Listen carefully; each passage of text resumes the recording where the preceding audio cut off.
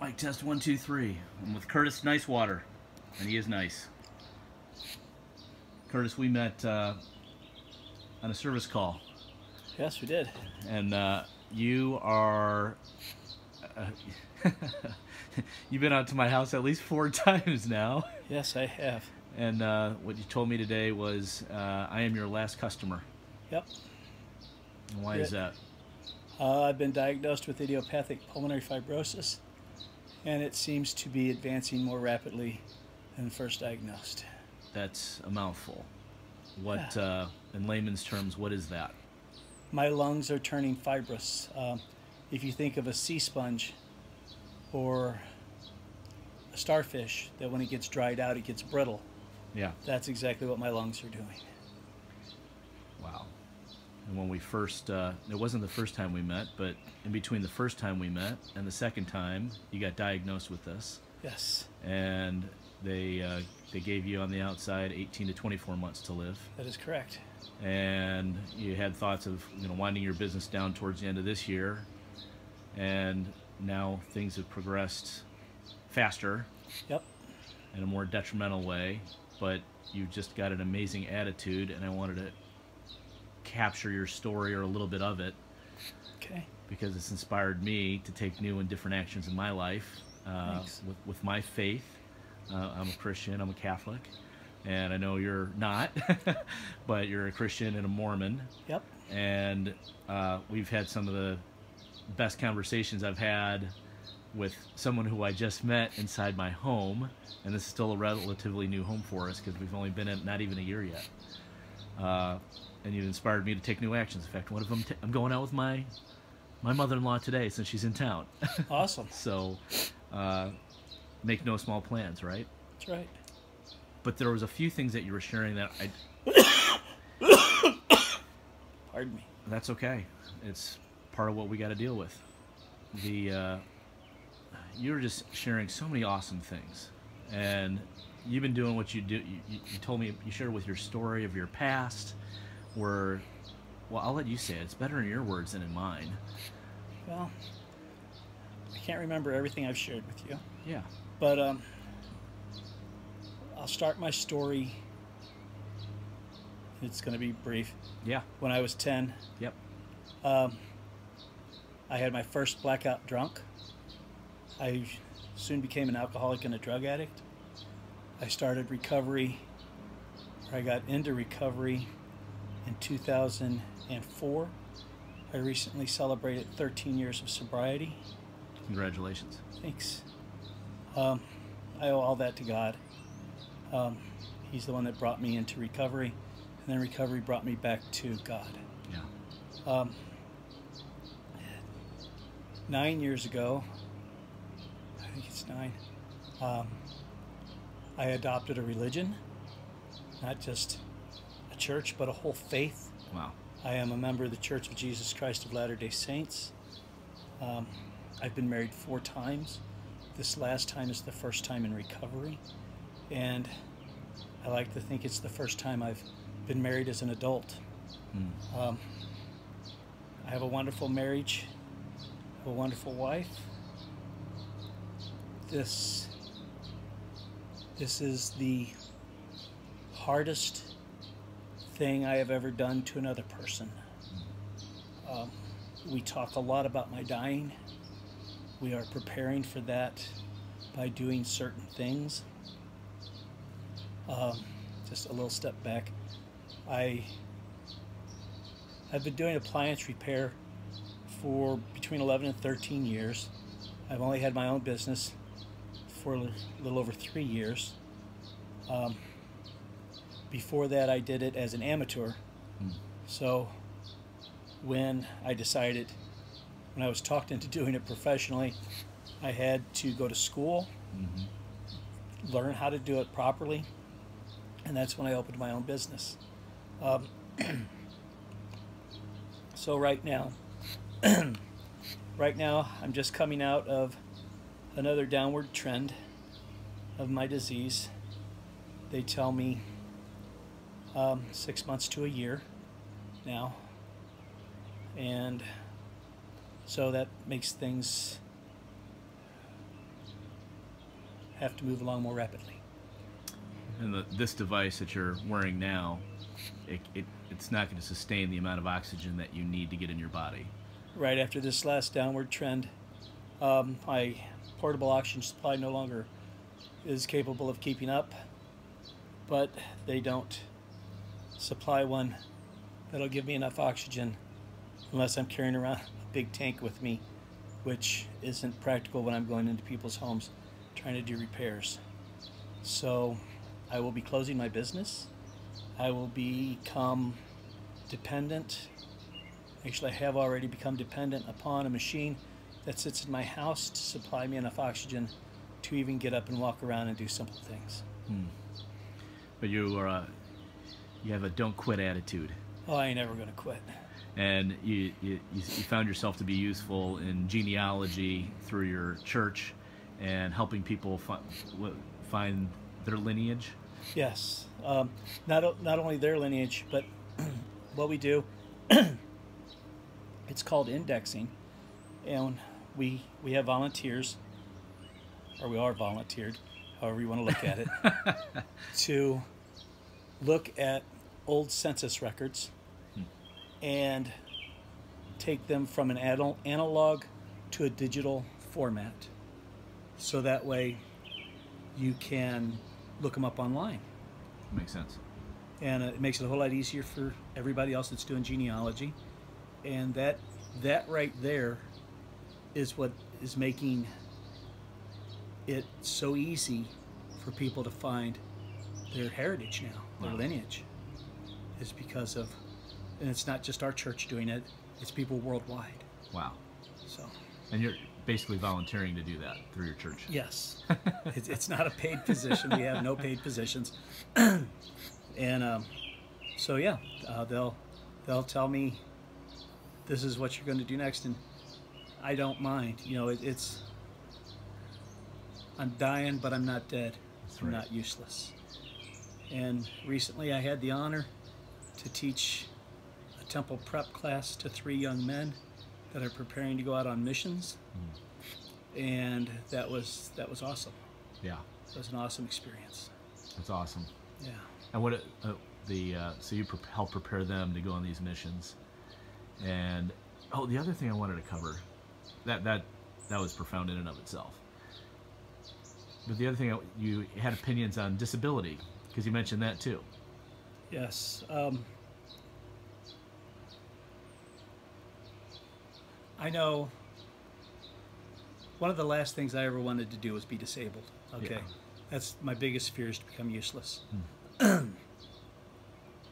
I know a lot of, let's just be blunt, I know a lot of people that are on disability that may not belong there. Right. I know that since they've determined that alcoholism is a disability now, or can be a disability, that I know a lot of people that get on it, and what puzzles me is, how can you be disabled and still be able to work outside of the realm of taxes so that nobody knows you're getting money? Or how about this? Go on a 15-day motorcycle ride. I mean, I've been on motorcycle rides. They beat you up pretty bad. It doesn't seem right to me. And as a recovering alcoholic and drug addict, this is what I know. I used to scam the system the same way these people are.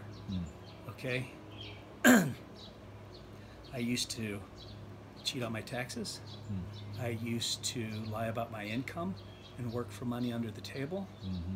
I did all these things before I got into recovery and came back unto Christ. Yeah. You know, so I know how it works. I've done it. This isn't something I'm pulling up out of thin air. I'm living proof. Okay? Yeah. I know the scams are there. I know a lot of people do it. Right. Okay? I have nothing against people getting help when they need help, but it should be a hand up, not a hand out. I like that. take me, help me get to the next level, so that way I can support myself, my family, and have some pride. Okay, that's what I've learned. Yeah. Okay. The hard way. I chose that path. We did. We do. Yeah. But we're not present to it.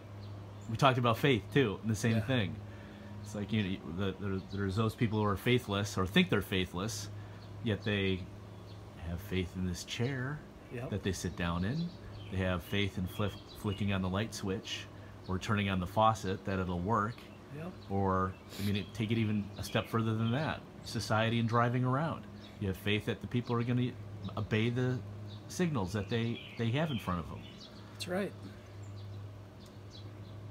I wanted to touch on another thing that you said. You talked about your wife. I don't know, it was your fourth wife, and really your adult wife, which I totally get from my own experience. But there's a few things about. You jokingly said you have a life coach and color your death coach. Yeah. What my wife and I spend quite a bit of time talking. We always have. Yeah. Since this diagnosis happened, we've talked a lot about getting ready, getting prepared.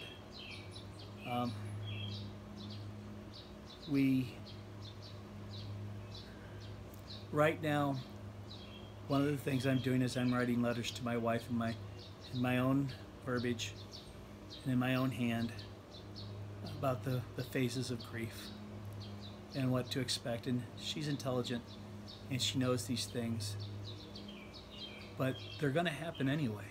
I don't care what you know. You're going to go through the anger. You're going to go through the hurt, and they're not coming all to my mind right now.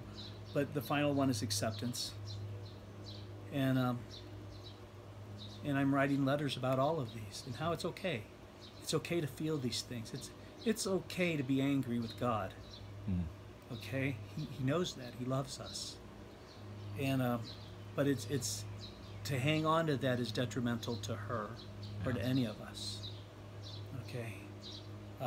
The other things that we've done, and if you haven't done this, I suggest you do. There's certain things you need to know. The question most prominent is, how many death certificates does your surviving spouse need when you die? Yeah. The answer is not one. Okay? The answer depends upon how many different accounts you have that if you die get taken care of. Okay? They need physical proof that you're dead. Okay? And a lot of places won't accept copies. They want the one with the seal embossed on it. So you need to order those when a person dies. I have to go to the police station to let them know my intention is to die at home. So that way when I die at home and my wife has to call them or call the ambulance, there's not a huge investigation into this. They know that I'm dying. They know this is my choice. That to die at home. They know. They'll be prepared so that way it's less stressful on my wife. My children know I'm dying. We've sat down and we've talked about that too. Don't be afraid to talk to them. Don't surprise them. Here's the big one. Let people help you. We're all willing to help. It seems like we're all willing to go somewhat out of our way to help someone else. But when it comes to the point of letting someone help us, we hesitate. Is it pride? I have to ask you that. Because if it is, pride comes between you and God. Okay? We're all here to help one another. The one thing I learned in AA is to keep it simple. Why am I here? to be of maximum service to God and those around me. Okay? But if people won't let me help them, I can't be of service.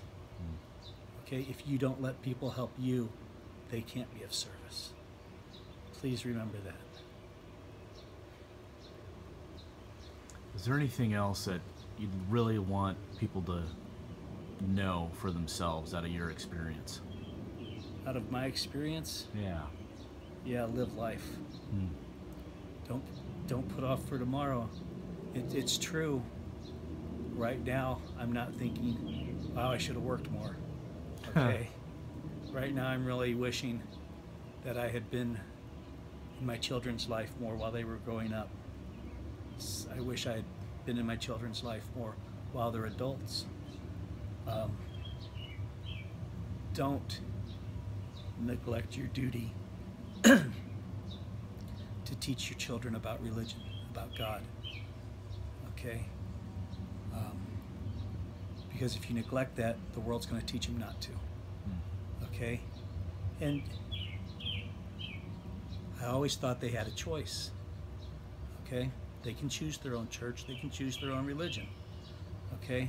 But if we don't teach them something, they have no basis to make a choice on.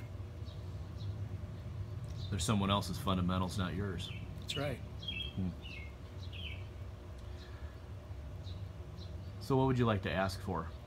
So there's, I believe in, if you think of giving and receiving, it's like breathing. You can't breathe out without breathing in. You can't exhale carbon dioxide without breathing in oxygen. So if that's constantly connected like that, what's something that you would want to ask for or receive from people? You mean besides a Lamborghini? Okay, Lamborghini. I'm sorry, that's a standard joke when everybody asks me what I need. I need a Lamborghini. I need a Lamborghini. That's right. It would make me comfortable in my end days, people. Give me a Lamborghini. No. What do I need? What do I want? What do you want? Yeah.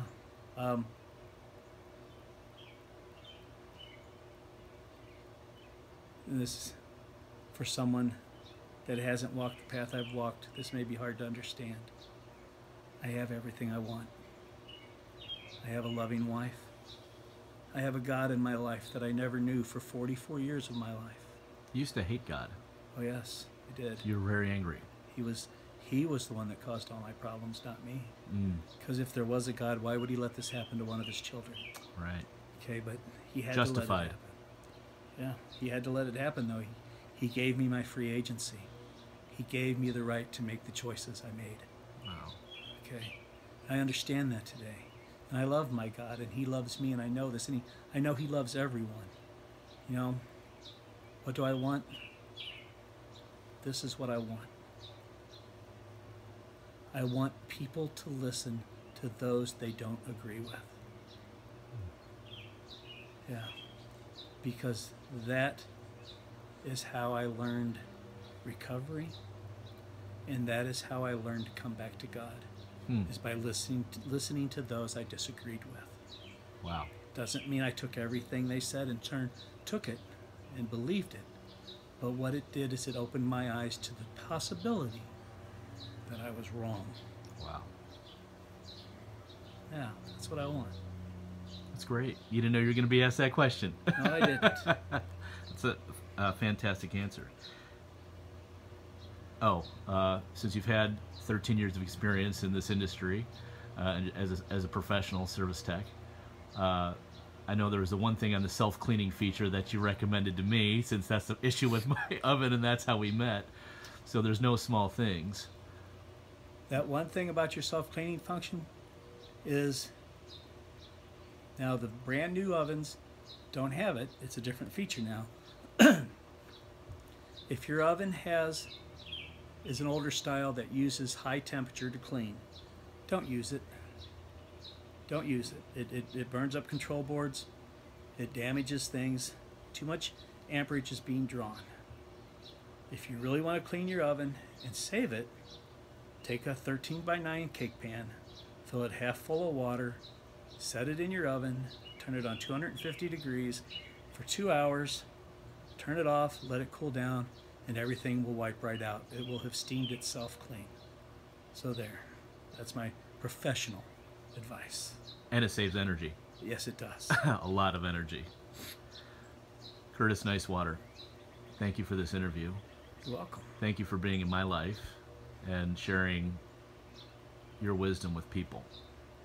You're quite welcome, and thank you for allowing me to do this. Thank you. Anything else? Nope, that should do it. All right. Sean Brady with Curtis Nicewaner.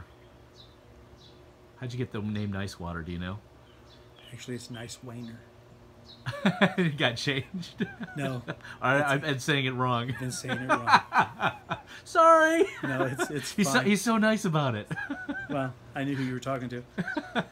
Yeah, it's actually comes. I was told it's from Denmark. It's not. It's from Germany.